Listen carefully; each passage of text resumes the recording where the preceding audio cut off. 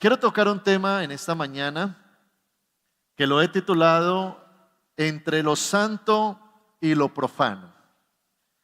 Quiero leer el libro de Ezequiel, capítulo 44, versículo 23. Ezequiel 44, 23. Dice la Biblia: enseñarán a mi pueblo a hacer diferencia entre lo santo y lo profano, y los enseñarás a discernir entre lo puro y lo impuro.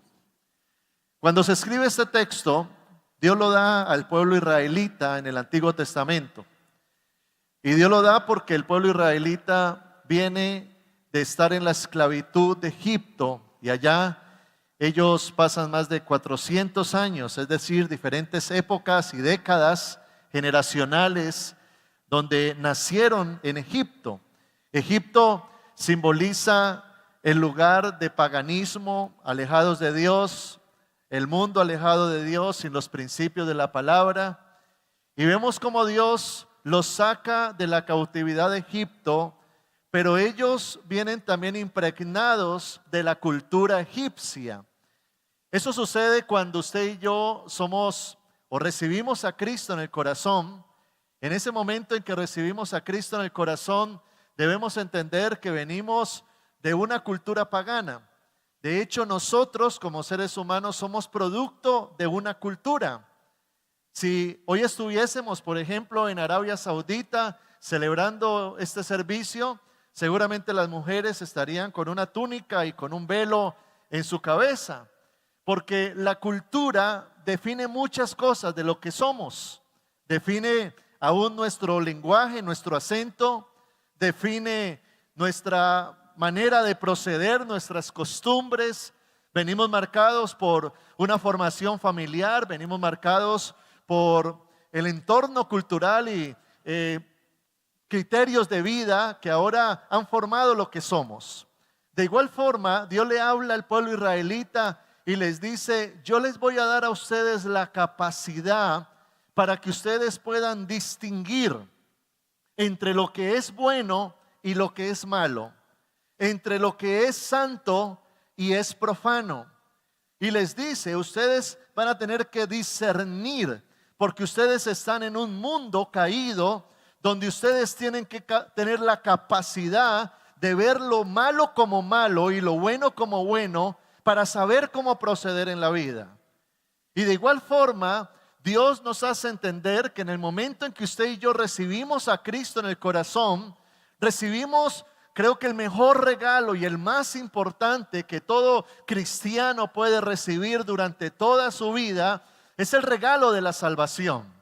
Ese regalo lo recibimos por fe, porque es eterno. Todo lo que recibamos en esta tierra es temporal, pero la salvación es eterna.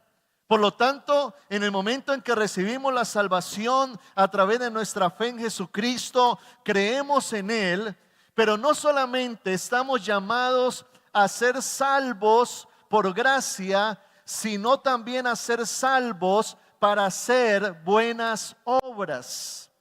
Es decir, que Dios no solo quiere llevarte al cielo, sino que Dios necesita reflejar el cielo a través de ti en la tierra. Que nuestra vida pueda reflejar a Cristo. Se supone que la religión sencillamente son criterios humanos, pero el verdadero evangelio produce cambios genuinos. Y allí es cuando, al acercarnos a Dios, nos podemos hacer una pregunta, y es: ¿qué es la vida cristiana? ¿Qué es la vida cristiana? ¿Acaso la vida cristiana es una religión más? ¿O es adherirme a una iglesia y ponerle un título? ¿O quizá la vida cristiana es porque yo nací en un hogar cristiano o mis padres son cristianos? Porque la Biblia, cuando habla de la vida cristiana, lo relaciona con el nuevo nacimiento. Jesucristo dijo: es necesario nacer de nuevo. Es decir, que la vida cristiana va más allá de una religión. La vida cristiana es una transformación del ser, donde ahora en Cristo somos una nueva criatura. Es decir, de que Dios necesita depurar lo que Él no aprueba en nosotros del mundo. Lo que hemos aprendido de las costumbres de nuestro entorno, de nuestra familia, aquellas cosas que vienen arraigadas a nuestro ser. Y Dios necesita no solo cambiar un área de tu vida, sino transformarnos totalmente, porque usted y yo estamos llamados a reflejar la gloria de Dios.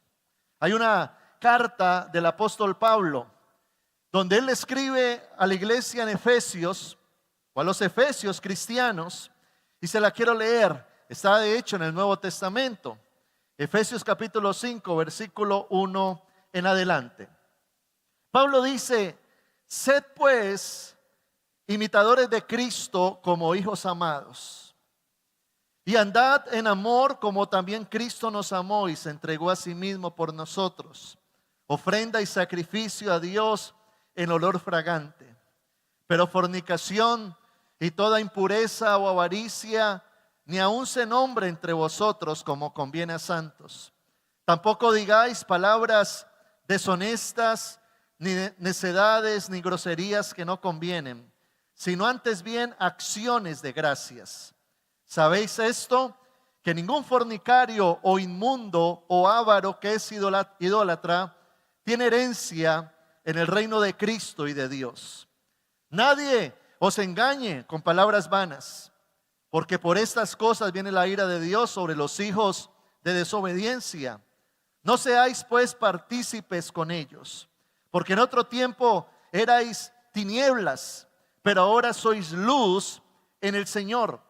Andad como hijos de luz, porque el fruto del Espíritu es toda bondad, justicia y verdad, comprobando lo que es agradable al Señor. Y no participéis en las obras infructuosas de las tinieblas, sino más bien reprendedlas. Por lo cual dice: despiértate tú que duermes, y levántate de los muertos y te alumbrará Cristo. Mirad pues con diligencia cómo andéis, no como necios, sino como sabios, aprovechando bien el tiempo, porque los días son malos. Por tanto, no seáis insensatos, sino entendidos de cuál sea la voluntad del Señor. No os embriaguéis con vino, en lo cual hay disolución. Antes bien, sed llenos del Espíritu, hablando entre vosotros con salmos, con himnos y cánticos espirituales, cantando y alabando al Señor en vuestros corazones, dando siempre gracias por todo al Dios y Padre en el nombre de nuestro Señor Jesucristo. Es especial que esta carta se la escribe Pablo a la iglesia y les está hablando de un nuevo proceder en sus vidas, de una nueva conducta, de una nueva manera de hablar, de una nueva manera de comportarse. De hecho, quisiera desglosarlo, el capítulo que acabamos de leer, para que le demos mayor profundidad y lo entendamos. En el versículo 1, Pablo dice: sed pues imitadores de Dios como hijos amados. ¿Cuál es el desafío nuestro? Imitar a Dios. ¿Cómo podríamos imitar a Dios en la tierra? Sencillo, preguntarnos: ¿cómo actuaría Dios en mi lugar? ¿Cómo actuaría Jesucristo si estuviera en mi situación? ¿Cómo hablaría Jesús en medio del mundo secular en el cual nosotros vivimos? Jesucristo dijo que imitáramos su conducta. Y qué interesante que Pablo dice: sean imitadores, porque ustedes son los representantes de Dios en la tierra. Ustedes verán si lo dejan bien o mal, pero ustedes deben de imitar. Es algo que se asemeja a su creador. Versículo 2 dice: andad en amor. ¿En qué debemos de andar? Es decir, que el cristiano ya no anda en rencillas, en pleitos, en contiendas, en envidias, en celos, en pleitos allá, peleándose con el otro, sino que ahora anda reflejando el amor porque él tiene a Dios en su corazón y Dios es amor. Por lo tanto, damos de lo que somos. El malo hace maldad porque es malo por dentro. Pero nosotros al tener el amor de Dios actuamos conforme a eso. Versículo 3 dice, pero fornicación. ¿Qué es fornicación? Relaciones sexuales antes del matrimonio o fuera del matrimonio. Dice, pero fornicación o toda impureza o avaricia, un corazón avaro, ni aun se nombre entre vosotros como conviene a santos. Porque ahora usted y yo al ser santos, ahora estamos apartados del mundo y apartados para Dios. La palabra santidad no es perfección, es separación. La palabra santidad tiene que ver con una asignación en la cual, a pesar de que estamos en un proceso de transformación, somos santos, porque somos el pueblo de Dios. ¿Usted es el pueblo de Dios? Por lo tanto dice que en ustedes no hayan esas prácticas. Versículo 5 dice, ¿sabéis esto? Que ningún fornicario o inmundo o avaro que es idólatra tiene herencia en el reino de Dios y de Cristo. Hay gente que peca deliberadamente, hay gente que se jacta de su pecado, hay gente que fornica, por eso hay tanto motel en la ciudad, por eso hay tanta licorera en la ciudad, tanta discoteca, tanto lugar de vicio, tanto pecado, y se jactan y todo eso. Pero dice la Biblia que esa gente que peca deliberadamente no tendrá herencia en el reino de Cristo. Versículo 6 dice la palabra, y nadie os engañe con palabras vanas. Es decir, usted no se deje enredar la cabeza por las ideologías de este mundo, por discursos preparados o bonitos. Usted y yo tenemos que creer lo que dice la verdad de este libro. Usted y yo somos el pueblo del libro.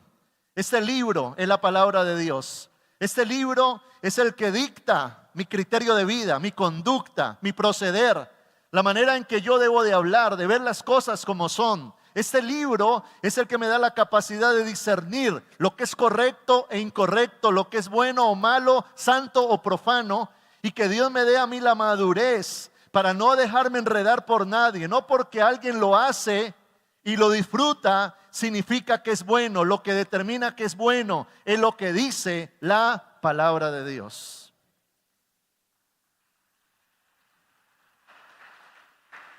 Versículo 7. Versículo 7 dice, no seáis pues partícipes. Hay gente que peca. Hay gente que no tiene en cuenta la Biblia, que no tiene el temor de Dios. Ahora allá ellos. Pero yo estoy llamado a no participar porque yo soy un hijo de Dios. Versículo 8. En otro tiempo erais tinieblas. Claro, Dios nos rescató. Estábamos en el hoyo cenagoso. Estábamos en el pecado. ¿Cierto que sí? ¿Dios de dónde te sacó a ti? Wow, a mí me sacó del pecado, de la maldad, del vicio, de la contaminación.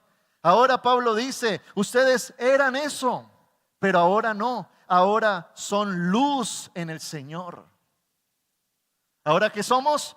Luz en el Señor. Ahora dice, andad como hijos de luz.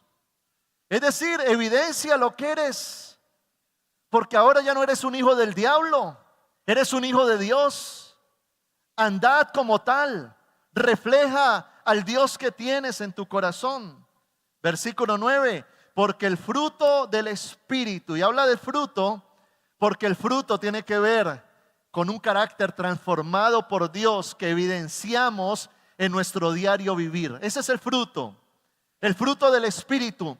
Es ese fruto donde Dios ha forjado mi vida, donde Dios ha sacado la escoria, donde Dios ha transformado mi vocabulario, donde Dios ha transformado mi carácter. Ya no soy una persona explosiva, sino una persona bondadosa. Ya no soy una persona grosera, soy una persona que bendice con sus palabras.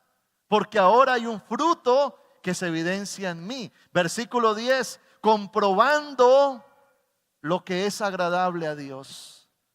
¿Qué es agradable a Dios? Antes vivíamos en pro del placer, ahora vivimos en pro de Dios. Ya no vivimos para satisfacer nuestra carne, ahora vivimos para satisfacer al Espíritu Santo. ¿Cómo comprobamos qué es lo agradable a Dios? Señor, ¿qué es lo que a ti te agrada? Buena pregunta, ¿no? Versículo 11, y no participéis en las obras infructuosas de las tinieblas, más bien reprendedlas. Yo creo que en cada uno de nosotros debe de estar el temor de Dios, que nos hace entender, no, eso no es correcto. Yo tengo un criterio para definir, no, eso no me conviene, no lo hago. Tengo un criterio para moverme en esta sociedad sabiendo distinguir lo que es bueno y lo que es malo. Porque el mundo no tiene ese criterio, el mundo llama a las cosas que no son. Allá, a lo malo le llaman bueno y a lo bueno le llaman malo. Tienen una distorsión en su criterio de proceder. Pero usted y yo ahora en Cristo tenemos una mente renovada. Dice versículo 14, por lo cual despiértate tú que duermes. Y levántate de los muertos y te alumbrará Cristo. Es una exhortación. Hey, despiértate. Tú no puedes ser como el camaleón, que estás en la iglesia y te comportas de tal forma y sales y cambias tu proceder, cambias tu lenguaje, cambias tu apariencia, cambias tu manera de vestir. No, no, no. Despiértate porque el diablo te quiere destruir. Versículo 15, mirad pues con diligencia cómo andéis. Es decir, de una manera pronta y rápida, reflexionar cómo estoy llevando mi vida. Si mi vida está alineada a la palabra de Dios y si estoy procediendo conforme a lo que Dios espera y quiere para mí. No como necios, sino como sabios. Versículo 17, no seáis insensatos.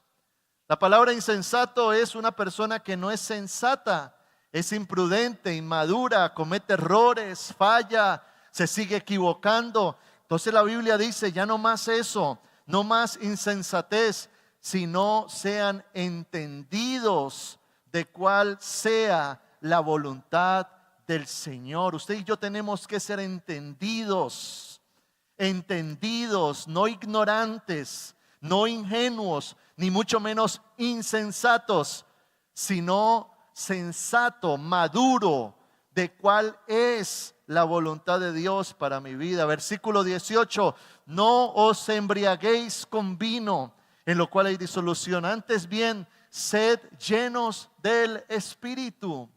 ¿Cuántos de ustedes antes en la vida pasada se emborrachaban? ¿Se embriagaban? A ver, levánteme la mano, sea sincero, borrachín. Ex borrachín. Eso éramos, ¿verdad? Eso éramos. Imagínense un borracho cometiendo errores, decíamos barbaridades.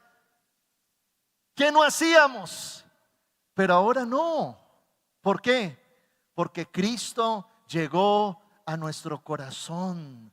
Ahora somos una nueva criatura y no necesitamos eso para sentirnos gozosos. Ahora lo tenemos a Él y somos llenos de su presencia que nos produce paz y bendición. ¿Cuánto le dan la gloria al Señor?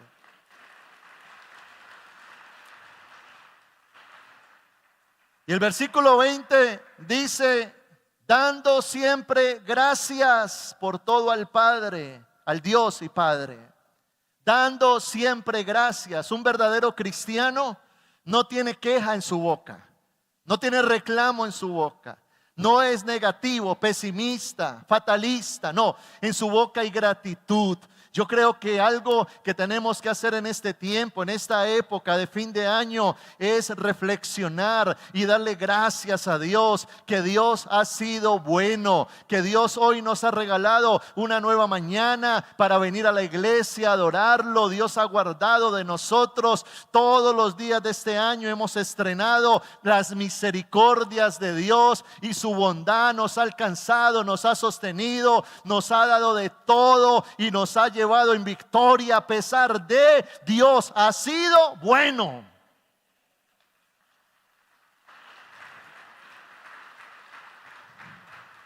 Ahora, ¿por qué Pablo escribe esta palabra a estos cristianos? Porque Pablo está diciendo, ustedes pertenecen o han salido de una cultura. En ese tiempo de Pablo estaba el Imperio Romano, había idolatría como todas las épocas. Pero ahora Pablo les está diciendo, ustedes tienen que ser diferentes.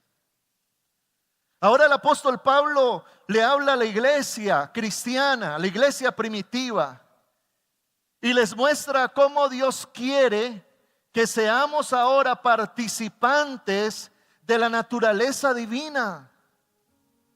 Nosotros, antes de conocer de Cristo, traíamos una naturaleza adánica, producto del primer pecado original, adánica. Pero ahora, por medio de Jesucristo, Dios quiere retornarnos al plan original, donde fuimos creados a imagen y semejanza de Dios. Segunda de Pedro, capítulo 1, versículo 4, dice la palabra: nos ha dado preciosas y grandísimas promesas, para que por ellas llegaseis a ser participantes de la naturaleza divina.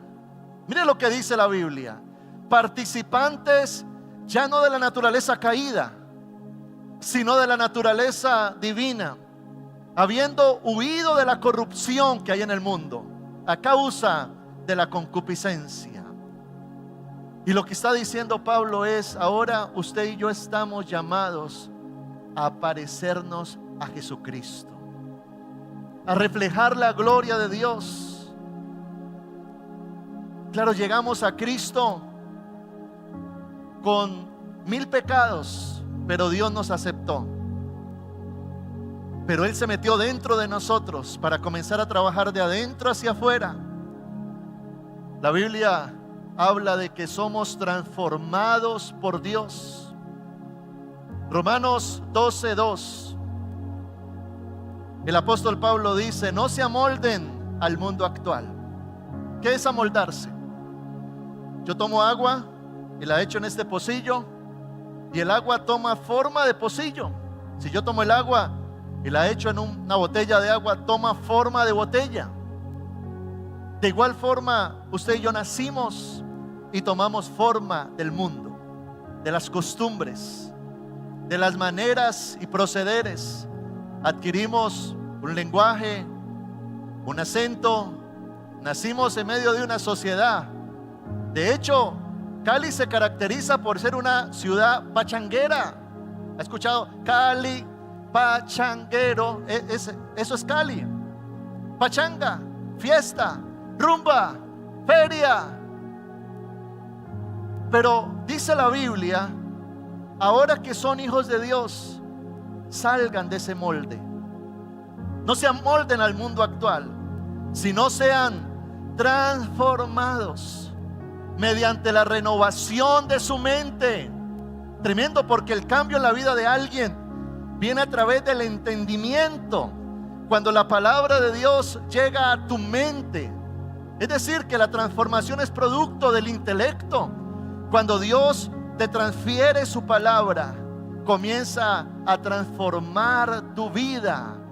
Dice la Biblia: mediante la renovación de tu mente, así podrán comprobar cómo es la voluntad de Dios, que es buena, agradable y perfecta.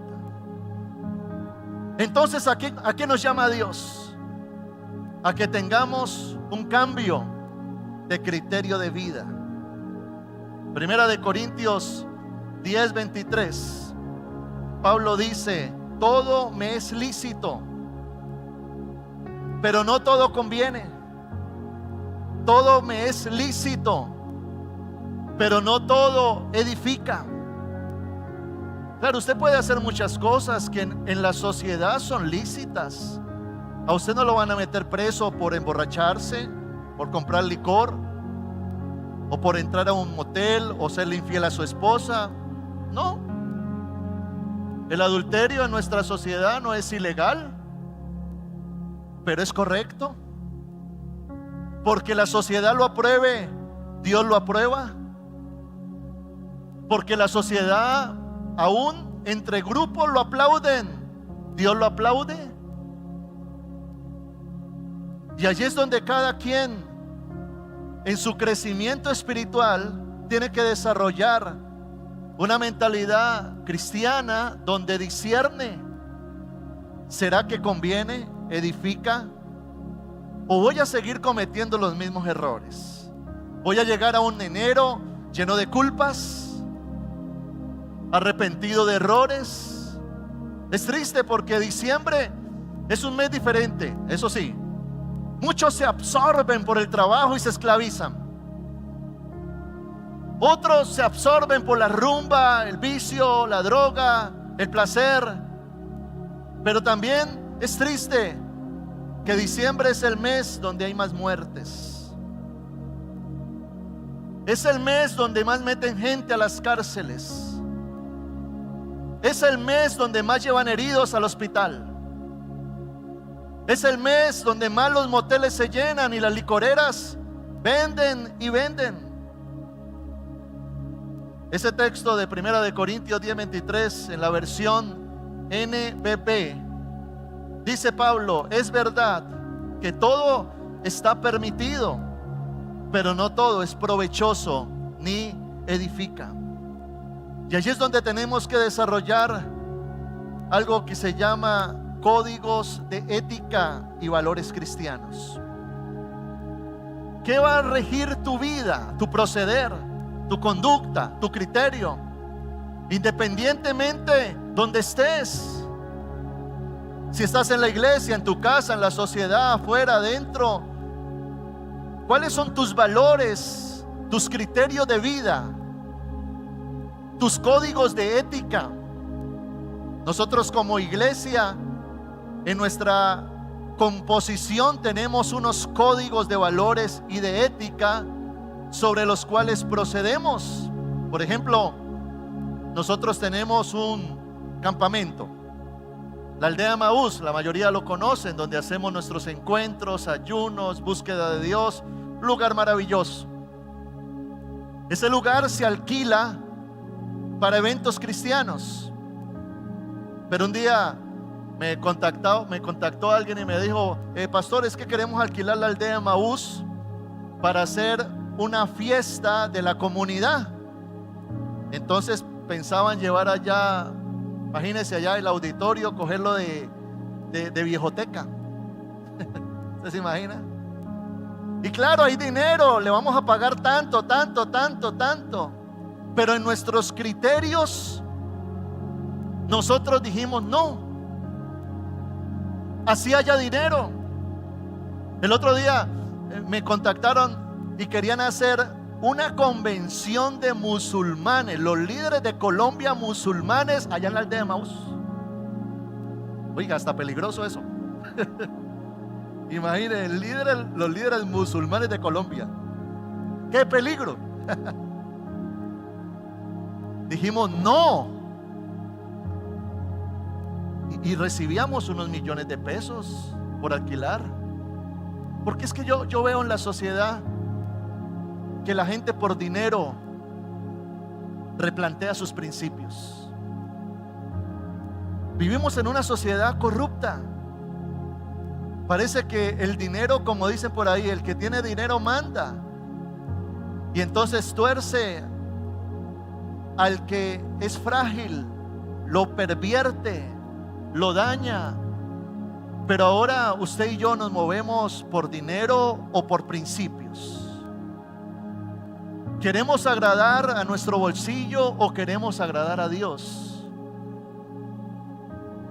Porque como seres humanos cristianos tendríamos que tener una línea de principios, de códigos y éticos que sean los que determinen lo que yo puedo hacer o no. Ya dentro de pronto voy a cumplir 15 años de casado con mi esposa. Y cuando nos casamos, la familia de mi esposa es una familia paisa muy grande, de la que se reúne para cumpleaños, Navidad, bueno, celebraciones. Y yo recuerdo que cuando nos casamos, claro, comenzamos a participar de algunas reuniones familiares, pero siempre hemos tenido unos códigos hasta donde podemos llegar. Recuerdo que en una de esas fiestas prendieron ya la música y se pararon a bailar, y ya le dije a mi esposa, bueno, ya llegó la hora, parémonos, vámonos, porque son mis criterios de vida, mis criterios cristianos. Y es tremendo porque al principio, cuando uno entra a la familia y con este tipo de decisiones, uno a veces choca o es molesto y hasta te llaman el bicho raro.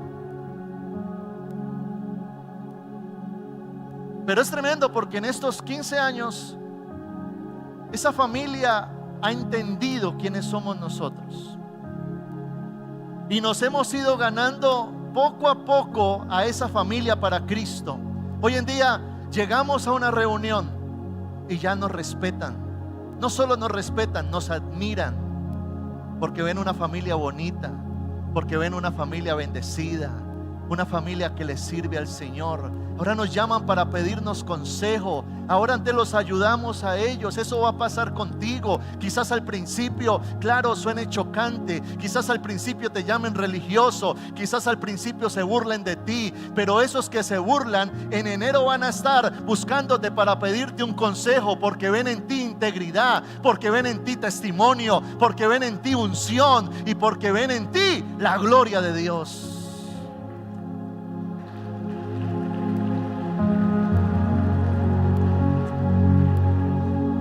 ¿Qué es tener códigos de ética?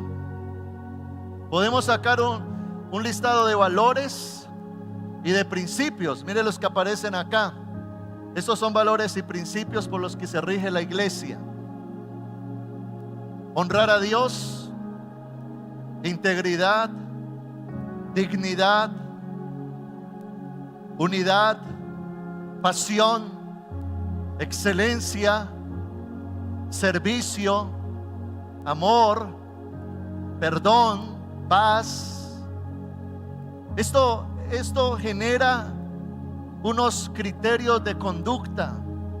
Todo lo que hago va a honrar a Dios.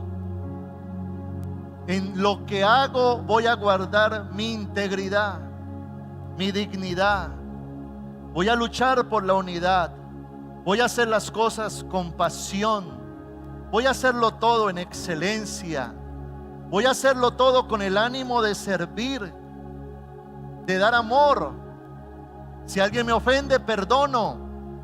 Voy a buscar la paz en lo que dependa de mí. Yo creo que cada quien, a nivel personal, individual, debería tener su lista.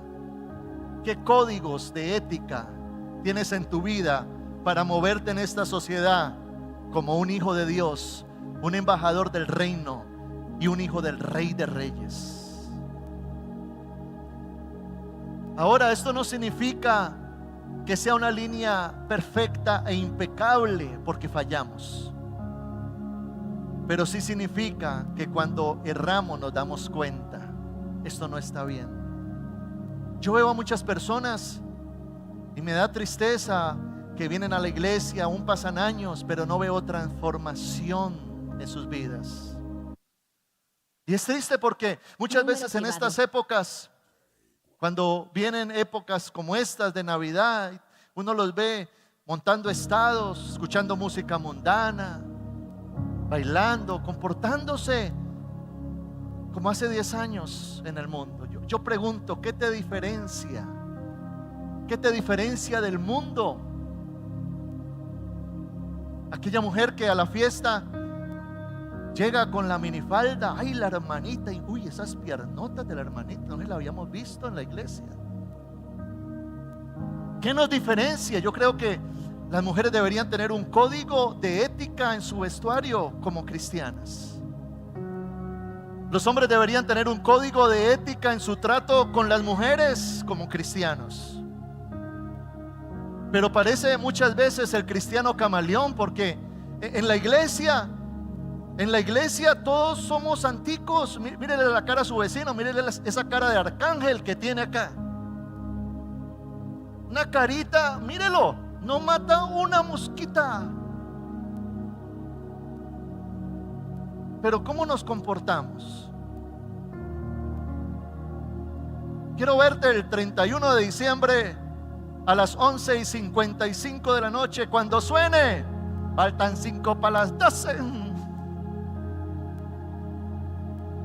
¿Usted cómo va a estar? ¡Ay! Y allá está el otro que usted había invitado a la fiesta del amigo. Ay, míralo, como levanta el tintero, y allá era levantando la copa de la cena del Señor. ¿Qué testimonio estamos dando?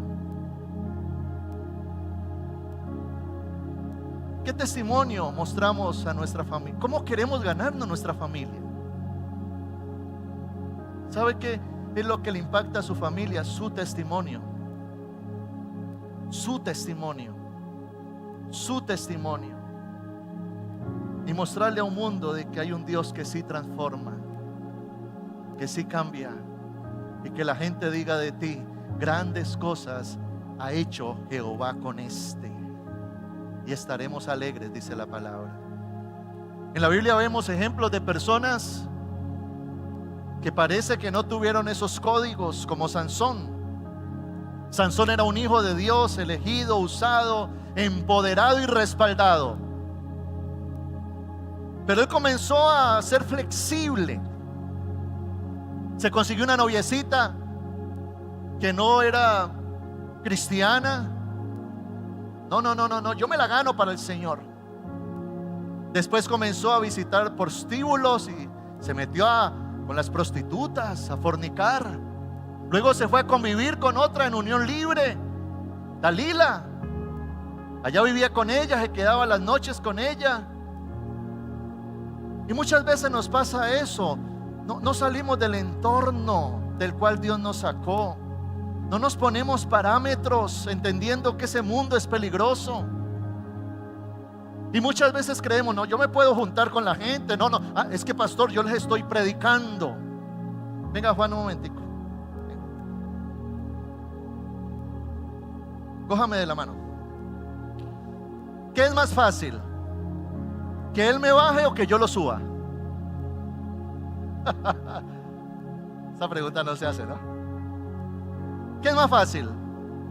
Entonces usted va y se la choca con su amigote del mundo. ¿Qué es más fácil? ¿Que usted lo jale a Dios o que él te jale al mundo? ¿Qué es más fácil? No, pastor, yo me metí con esa niña, ella no es cristiana, pero es tan buena. ¿Qué es más fácil? ¿Que tú la jales a Dios o que ella te jale al mundo? Dime.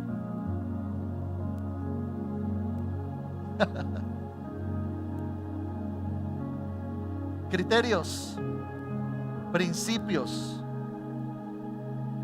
Que le digamos al Señor: Señor, yo quiero tu unción. ¿Sabe por qué?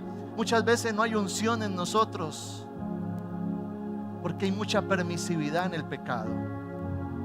¿Sabe qué es unción? Unción es la presencia del Espíritu Santo.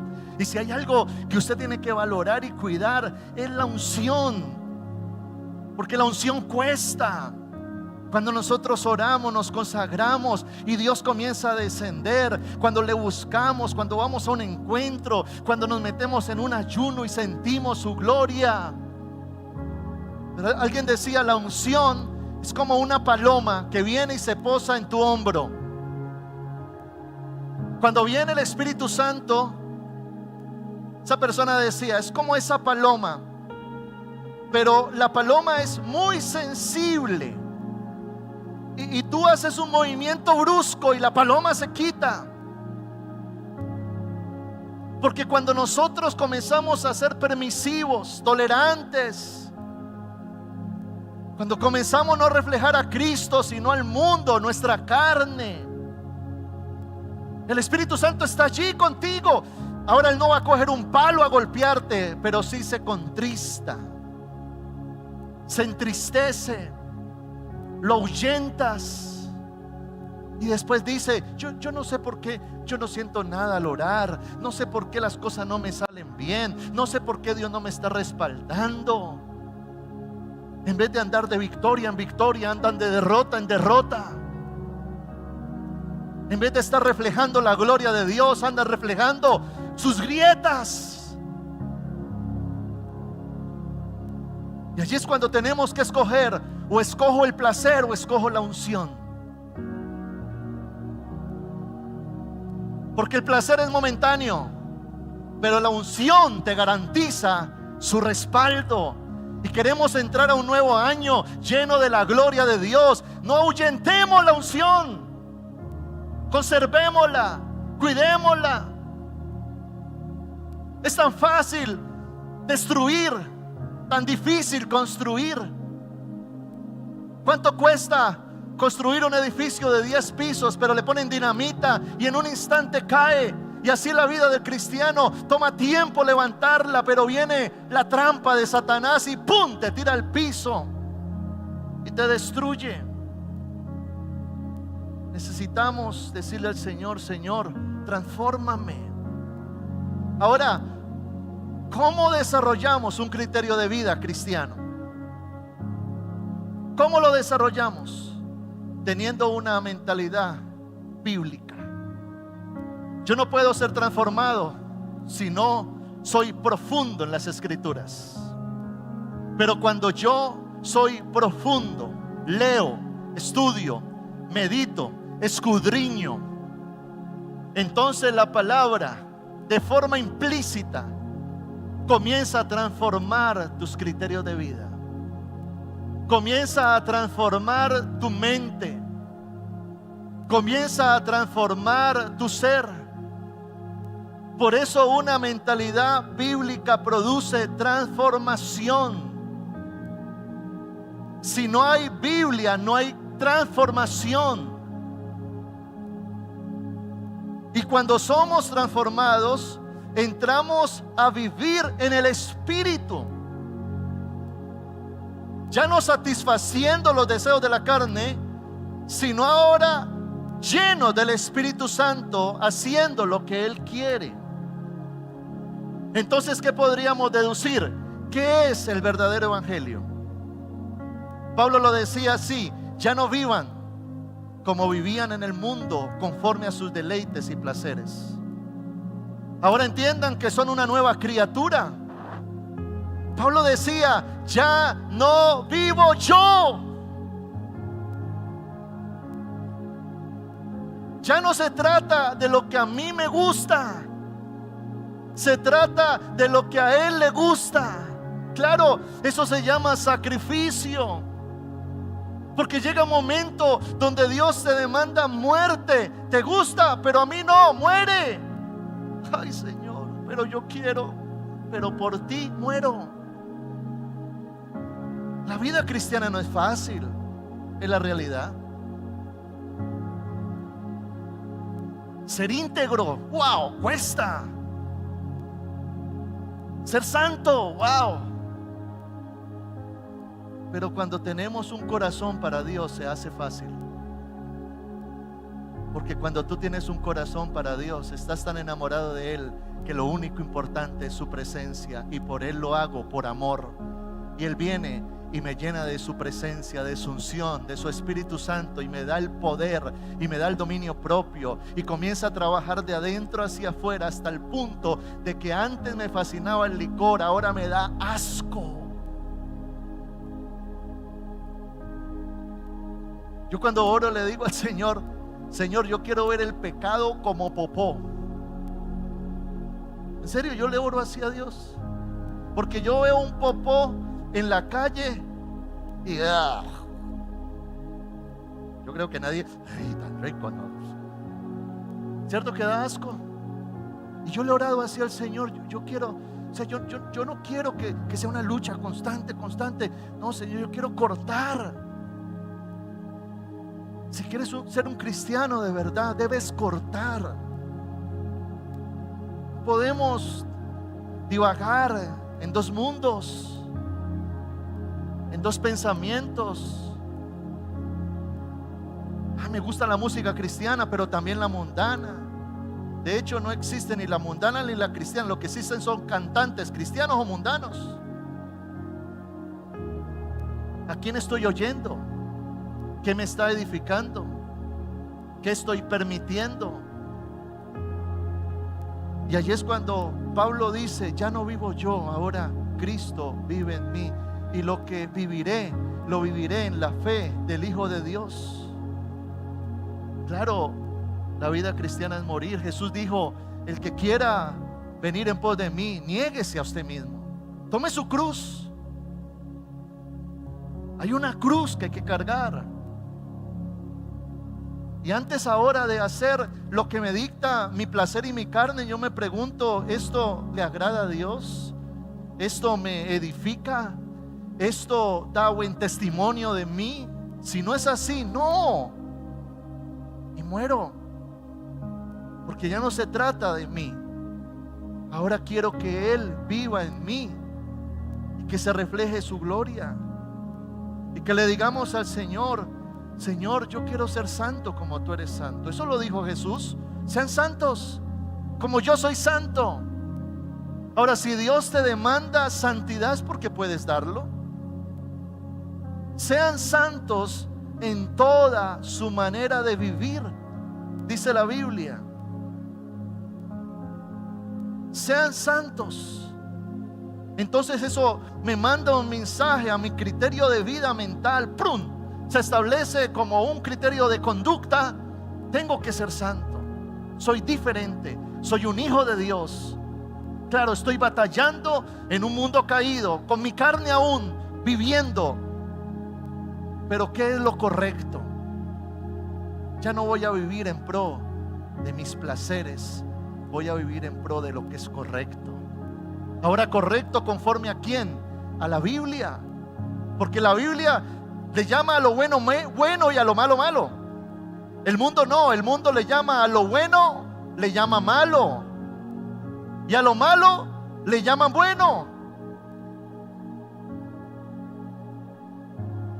Entonces sale el hombre, el don Juan, que tiene 10 mujeres, y los amigos lo felicitan.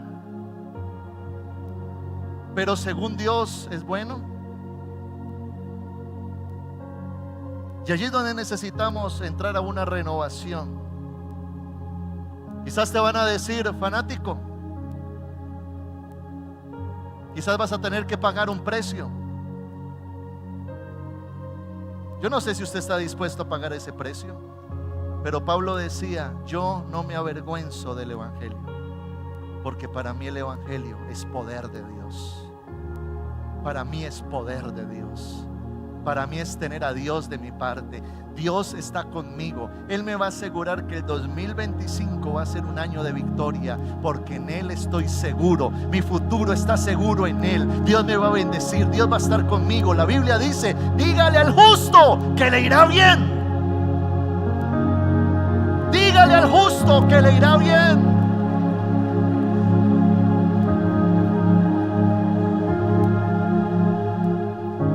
Quiero concluir con un salmo muy hermoso, que es el Salmo 1, versículo 1.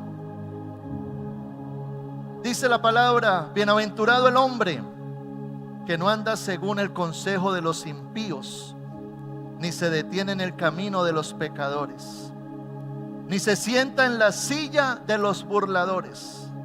Más bien, en la ley del Señor está su delicia, y en ella medita de día y de noche.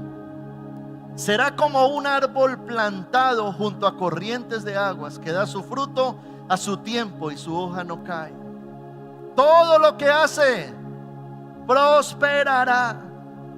No sucede así con los impíos, que son como el tamo que arrebata el viento, porque el Señor conoce el camino de los justos, pero el camino de los impíos perecerá. Hoy podemos ver a un pecador prosperar, pero la Biblia dice, pero mañana lo mirarás y ya no está. Pero el íntegro anda confiado, bendecido en el Señor, y deja herencia a sus hijos, dice la Biblia.